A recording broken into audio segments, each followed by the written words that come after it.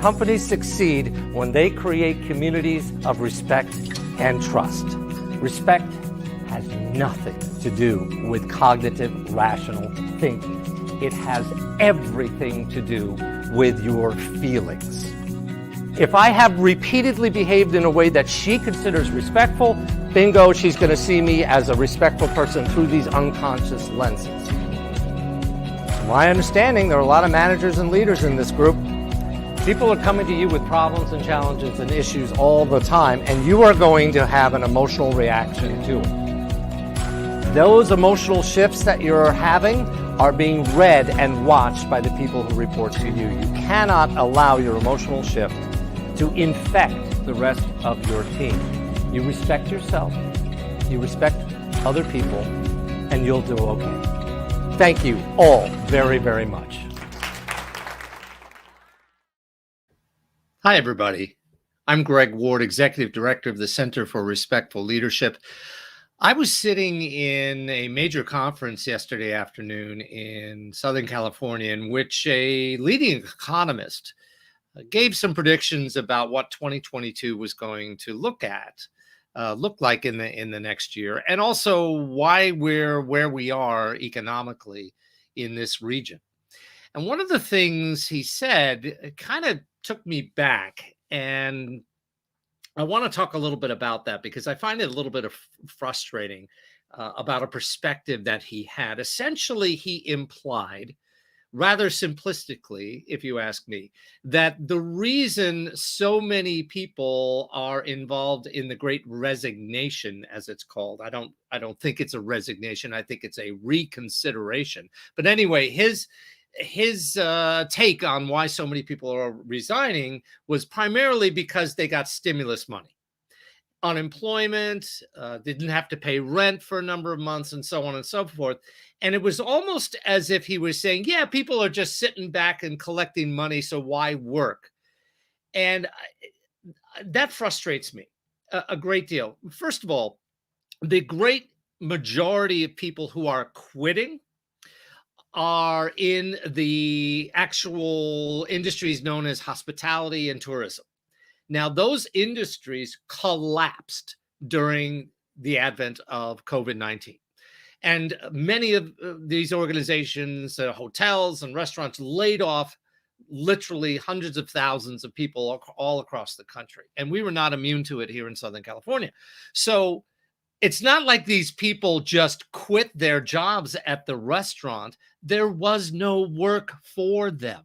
And then eventually, as the restaurants and the hotels started to open back up and they were being invited back and say, hey, come back to work, a lot of them were reconsidering that.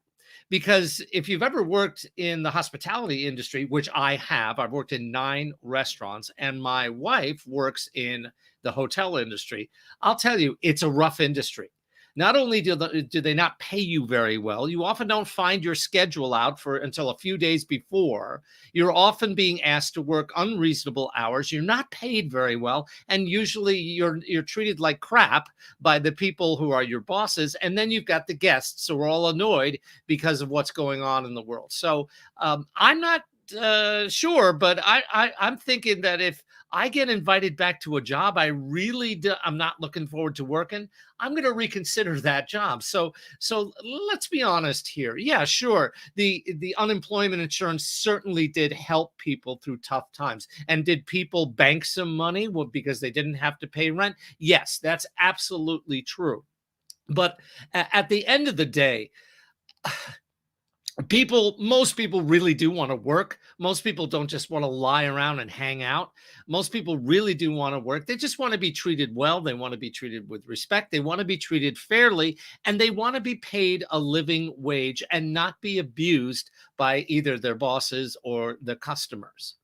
Now, there is one other aspect of the Great Resignation that he did acknowledge, this economist, was that there are many people who were towards the end of their careers, and they saw this pandemic as a way to reconsider whether they wanted to keep working.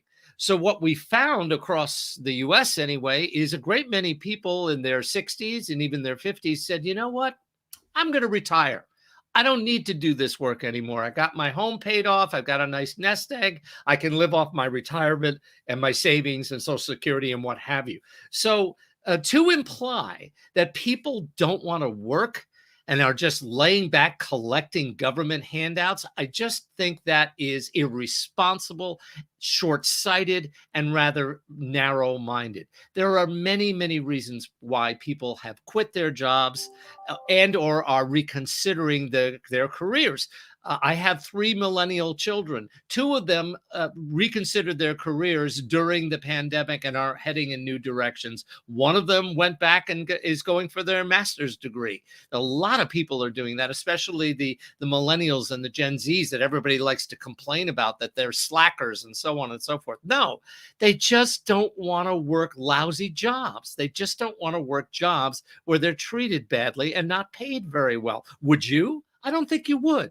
So we need to send a clarion call out to all the economists out there. Yeah, your numbers look one way, but the way you interpret those numbers is very, very important. You have to take into account the human factor when you're talking about employment and unemployment and why people leave and quit their jobs. It's a heck of a lot more than just about money.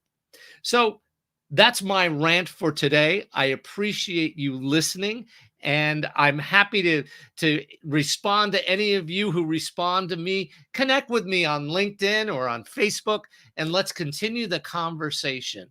But for now, this is Greg Ward, Executive Director of the Center for Respectful Leadership, signing off.